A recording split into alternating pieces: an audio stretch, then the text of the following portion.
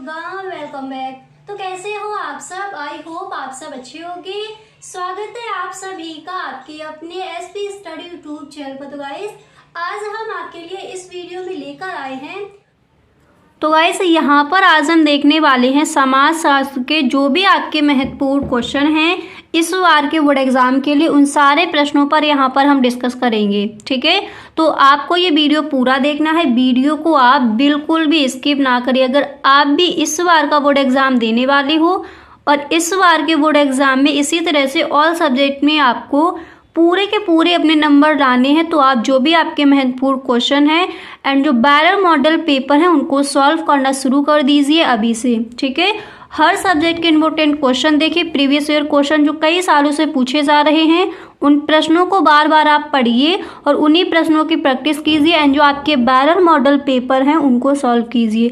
इस तरह से अगर आप अपनी तैयारी करोगे तो 100% इस बार के बोर्ड एग्जाम में आप 90+ स्कोर कर जाओगे। ठीक है, तो यहाँ पर हम देखेंगे समाजशास्त्र के कुछ इंपॉर्टेंट क्वेश्चंस। तो देखिए यहाँ पर जो पहला प्रश्न आपका है तो वो क्या दिया गया है उसको पढ़ते हैं। तो फर्स्ट क्वेश्चन यहाँ पर है कि जनसंख्या विस्फोट से क्या आशय है, और कई बार ये क्वेश्चन बोर्ड एग्जाम में आज किया गया है। ठीक है, तो जनसंख्या विस्फोट से क्या आशय है, तो देखिए इसका आंसर क्या हो जाएगा उसको समझते हैं। तो सबसे पहले आपको करना क्या है, किसी भी प्रश्न का आप आंसर लिखो तो सबसे पहले आपको हेडिंग डालनी होगी। तो यहाँ पर इस तरह से आप हेडिंग डालोगे जनसंख्या विस्फोट।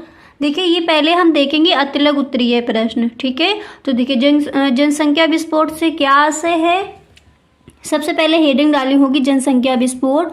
उसके बाद आप लिखोगे कि जनसंख्या विस्फोट का आशय जनसंख्या वृद्धि प्रक्रिया की उस स्थिति से है जिसमें जनसंख्या वृद्धि की दर सामान्य या वांछनीय बहुत अधिक होती है। ठीक है, इस तरह से आप लिखोगे कि जनसंख्या विस्फोट क्या है। देखिए जनसंख्या विस्फोट का आशय जनसंख्या वृद्धि प्रक्रिया की उस स्थिति से है जिसमें जनसंख्या वृद्धि की दर सामान्य या वांछनीय दर से बहुत अधिक होती है। ठीक है, तो वही हो जाएगा जनसंख्या विस्फोट। क्लियर। अब इसी तरह से अगला प्रश्न यहाँ पर आप देख सकते हो। तो नेक्स्ट क्वेश्चन आपका है कि पैंडेमिक से क्या आशय है, और ये क्वेश्चन आपका कई बार पूछा गया है बोर्ड एग्जाम में। ठीक है, चलिए समझते हैं इसका आंसर क्या हो जाएगा। तो सबसे पहले आप हेडिंग डालोगे पैंडेमिक, उसके बाद इस तरह से यहाँ पर आपको लिखना है कि पैंडेमिक महामारी का एक रूप है जब कोई महामारी व्यापक भौगोलिक क्षेत्र को एक साथ प्रभावित करती है तो उस महामारी को पैंडेमिक नाम से संबोधित किया जाता है। तो इसी को हम कहते हैं पैंडेमिक। अब एक बार दोबारा से देख लीजिए। ठीक है, तो देखिए क्वेश्चन आपका यहाँ पर था कि पैंडेमिक से क्या आशय है। तो सबसे पहले हम हेडिंग डालेंगे पैंडेमिक, उसके बाद हमें लिखना है कि पैंडेमिक महामारी का एक रूप है जब कोई महामारी व्यापक भौगोलिक क्षेत्र को एक साथ प्रभावित करती है तो उस महामारी को पैंडेमिक नाम से संबोधित किया जाता है। ठीक है, इस तरह से आपको जो आपका क्वेश्चन है इसका आंसर आप इस तरह से लिखोगी। अब इसके बाद जो नेक्स्ट प्रश्न है, नेक्स्ट क्वेश्चन आपका क्या दिया गया है उसको देखते हैं। तो आप देख सकते हो जो आपका अगला प्रश्न है तो यहाँ पर दिया गया है, और देखिए ये क्वेश्चन आपका कई बार पूछा भी गया है। ठीक है, तो एक क्वेश्चन तो आपका आता ही है जनसंख्या से रिलेटेड। तो जनसंख्या नियंत्रण के लिए 2 उपयोगी सुझाव दीजिए। ठीक है, अगर इस तरह से क्वेश्चन आज किया जाता है तो ये आपका किया जाएगा अतिलक उत्तरीय प्रश्न में। ठीक है, तो देखिए जनसंख्या नियंत्रण के लिए 2 उपयोगी सुझाव दीजिए। तो सबसे पहले यहाँ पर आपको हेडिंग डाली है जनसंख्या नियंत्रण के लिए उपयोगी सुझाव। ठीक है, यहाँ पर 2 सुझाव पूछे हैं, तो देखिए आप किस तरह से लिखोगे। देखिए आपको यहाँ पर इस तरह से लिखना है। देखिए आप इस तरह से लिखोगे कि जनसंख्या नियंत्रण के लिए 2 उपयोगी सुझाव अग्रलिखित हैं। यहाँ पर फर्स्ट हेडिंग डालने के बाद आप लिखोगे कि शिक्षा को अधिक उपयोगी एवं व्यवहारिक बनाया जाए ताकि शिक्षित व्यक्ति जनसंख्या विस्फोट से होने वाली हानि के प्रति सचेत हो सके। इसके बाद आप लिखोगे कि शिक्षा के माध्यम से उन्हें छोटे परिवारों के लिए मानसिक रूप से तैयार किया जाना चाहिए। ठीक है, पहले आप इस तरह से लिखोगे, एक बार दोबारा से देख लीजिए। जितने भी क्वेश्चंस यहाँ पर आपको बताए जाएं, प्रत्येक क्वेश्चन को आप लिखते चलिए। ये सारे ही प्रश्न आपके बोर्ड एग्जाम के लिए इम्पोर्टेंट है। ठीक है, तो देखिए, जनसंख्या नियंत्रण के लिए 2 उपयोगी सुझाव अग्रलिखित है। इसके बाद फर्स्ट पॉइंट डालकर आप लिखोगे कि शिक्षा को अधिक उपयोगी एवं व्यवहारिक बनाया जाए ताकि शिक्षित व्यक्ति जनसंख्या विस्फोट से होने वाली हानि के प्रति सचेत हो सके। शिक्षा के माध्यम से उन्हें छोटे परिवारों के लिए मानसिक रूप से तैयार किया जाना चाहिए। ठीक है, अब इसके बाद यहाँ पर आप सेकंड पॉइंट डालोगे। फिर देखिए उसमें आपको किस तरह से लिखना है उसको समझिए। तो देखिए, सेकंड पॉइंट डालने के बाद फिर यहाँ पर आप इस तरह से लिखोगे।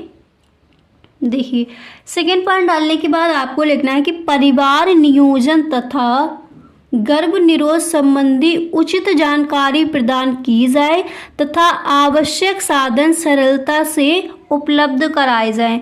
तो हमारे यहाँ पर क्वेश्चन क्या आस्क किया गया था, एक बार प्रश्न को पढ़ लेते हैं। तो यहाँ पर आप देख सकते हो, प्रश्न आपका इस तरह से पूछा गया था कि जनसंख्या नियंत्रण के लिए 2 उपयोगी सुझाव बताइए। तो वो यहाँ पर आपने देख लिए। ठीक है, अब इसके बाद जो आपका अगला प्रश्न है उसको देखते हैं। तो गाइस, ये जो आपके इम्पोर्टेंट क्वेश्चन है, ये जो आपका सेकंड चैप्टर है सोशियोलॉजी में, तो उसके जो भी आपके महत्वपूर्ण क्वेश्चन हैं उन पर हम डिस्कस कर रहे हैं। भारतीय समाज एक परिचय जो आपका फर्स्ट चैप्टर है उस पर हम बात कर चुके हैं। जो भी आपके महत्वपूर्ण क्वेश्चन थे वो हमने आपको बता दिए हैं। ठीक है, और जो आपके ऑब्जेक्टिव क्वेश्चन है फर्स्ट चैप्टर से लेकर 6 चैप्टर तक हम देख चुके हैं।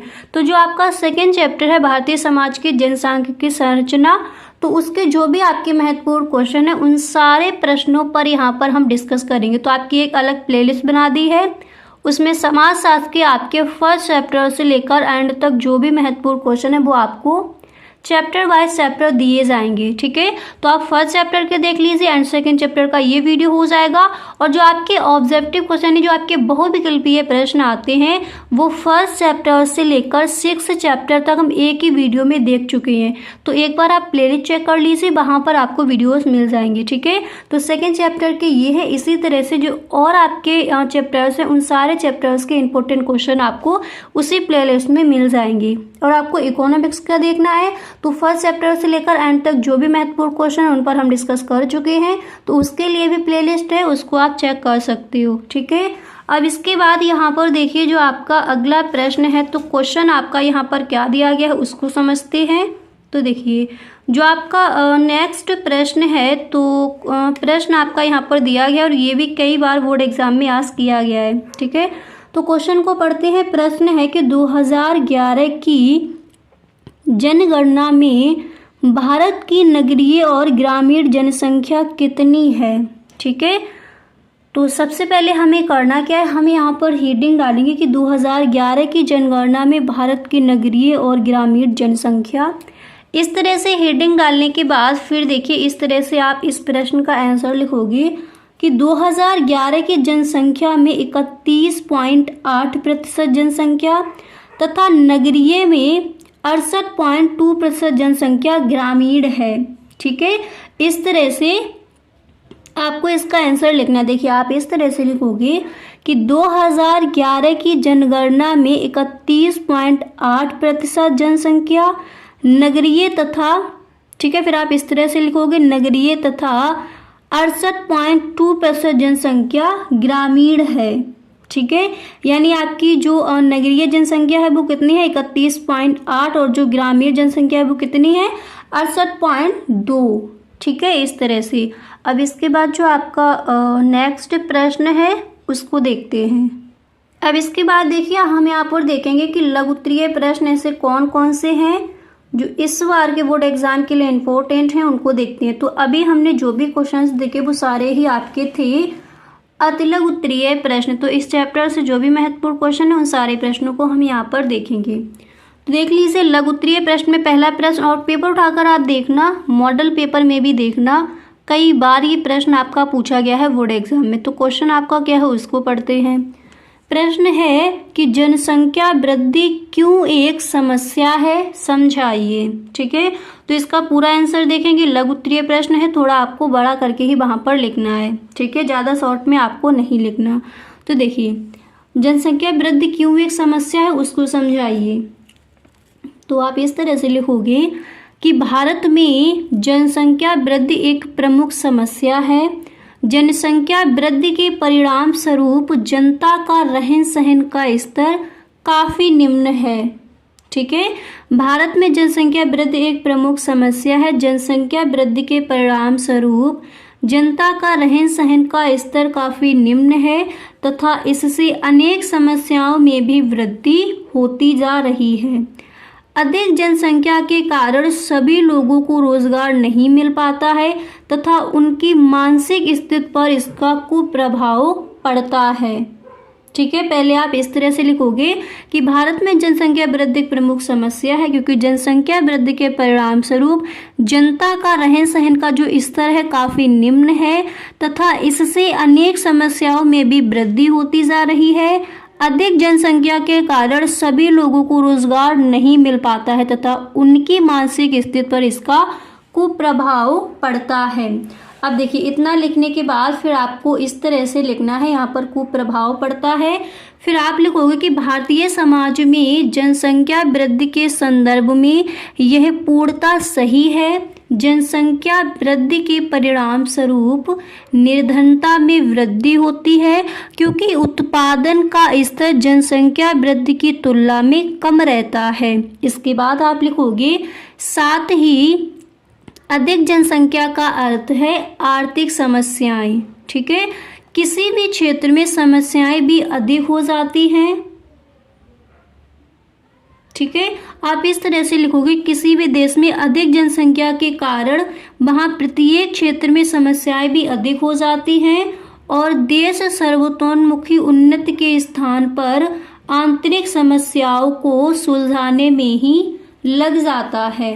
ठीक है, अब देखिए, इतना लिखने के बाद फिर आपको इस तरह से लिखना है कि उसमें उन्नति में लग जाता है एंड इसके बाद यहाँ पर आप लिखोगे कि आंतरिक समस्याओं में विभिन्न संप्रदायों और राजनीतिक दलों तथा श्रमिक संघों आदि के आंदोलन, बेकारी, निर्धनता, अल्पसंख्यकों की मांगे, अलग प्रदेशों एवं प्रांतों की मांगे, भाषा विवाद आदि ऐसी समस्याएं हैं। देखिए, आदि ऐसी समस्याएं हैं। फिर देखिए, इसके आगे आप लिखोगे जिनसे आज भारतवर्ष ग्रसित है। किसी देश में जनसंख्या का अधिक होना, असमंजस तथा पोषणता रोग, अकाल, महामारी इत्यादि दुष्परिणामों का भी कारण है। तो जनसंख्या वृद्धि क्यों एक समस्या है। आई होप यहाँ पर ये जो आपका प्रश्न है इसका आंसर आपको अच्छे से क्लियर हो गया होगा। ठीक है, तो लघु उत्तरीय प्रश्न में ये आपको जो आपका क्वेश्चन है इसको आप सही ढंग से तैयार कर लीजिए क्योंकि कई बार ये क्वेश्चन आपका पूछा गया है बोर्ड एग्जाम में। इसी के साथ देखिए, लघु उत्तरीय प्रश्न में जो नेक्स्ट क्वेश्चन है वो आपको ये तैयार कर लेना है, आप यहाँ पर देख सकते हो। तो अगला प्रश्न यहाँ पर आप ये तैयार करोगे कि भारत में लैंगिक असमानता के प्रभावों की विवेचना कीजिए। क्वेश्चन क्या है, भारत में लैंगिक असमानताओं के प्रभावों की विवेचना कीजिए। ये जो आपका प्रश्न है इम्पोर्टेंट है। पर जनसंख्या वृद्धि क्यों एक समस्या, ये कई बार प्रश्न बोर्ड एग्जाम में आज किया गया, तो सही ढंग से आप जो आपका क्वेश्चन है उसको आप तैयार करेंगे। इसके बाद आप देख लीजिए इस चैप्टर से विस्तृत उत्तरीय प्रश्न में कौन कौन से प्रश्न तैयार करने हैं। तो देखिए, पहला जो प्रश्न है यहाँ पर आपका दिया गया है, आप देख सकते हो। तो देखिए, फर्स्ट क्वेश्चन यहाँ पर आप ये वाला तैयार कर लोगे कि भारत में जनसंख्या वृद्धि के प्रभावों का मूल्यांकन कीजिए। भारत में जनसंख्या वृद्धि के प्रभावों का मूल्यांकन कीजिए। इसके बाद नेक्स्ट है कि माल्थस के जनसंख्या सिद्धांत की विवेचना। अब टिक कर लीजिए, वेरी वेरी मोस्ट इम्पोर्टेंट आपका ये क्वेश्चन है, तो ये आपका पूछा ही जाएगा, तो इसको आप टिक कर लीजिए कि माल्थस के जनसंख्या सिद्धांत की विवेचना कीजिए। ठीक है, और ये क्वेश्चन जो आपका है ये कई बार बोर्ड एग्जाम में आज किया गया है, तो इसको भी आपको सही ढंग से तैयार कर लेना है। ठीक है, तो आई होप आपको क्लियर हो गया होगा कि लघु उत्तरीय प्रश्न, विस्तृत उत्तरीय प्रश्न एंड अतिलघु उत्तरीय प्रश्न आपको कौन कौन से तैयार करने हैं, कौन कौन से ऐसे प्रश्न हैं जो इस बार के बोर्ड एग्जाम के लिए इम्पोर्टेंट है। तो इन सारे प्रश्नों को आप तैयार कर लीजिए। अगर आपको जो आपके ऑब्जेक्टिव क्वेश्चन है वो आपको देखने हैं तो आप प्लेलिस्ट चेक कर सकते हो। फर्स्ट चैप्टर से लेकर 6 चैप्टर तक सभी आपको जो आपके महत्वपूर्ण ऑब्जेक्टिव क्वेश्चन है वहाँ पर आपको मिल जाएंगे। ठीक है, तो गाइस आज के लिए बस इतना ही, मिलते हैं नेक्स्ट वीडियो में। अगर सच में आपको ये वीडियो पसंद आया है तो प्लीज़ आप इस वीडियो को एक लाइक ज़रूर कर दें। और गाइस अगर आपको वीडियो अच्छा लगा करे तो अपने सभी दोस्तों में एक बार वीडियो को आप शेयर ज़रूर किया करें। Okay, thank you so much. तो गाइस कैसा लगा वीडियो? आई होप ये वीडियो आपको पसंद आया होगा। अगर सच में ये वीडियो आपको अच्छा लगा है तो आप इस वीडियो को अपने सभी दोस्तों में एक बार शेयर जरूर करें। ओके, वीडियो अच्छा लगा करे तो please time in the comment box, आप में कमेंट बॉक्स में जरूर बताएं। Okay, thank you so much.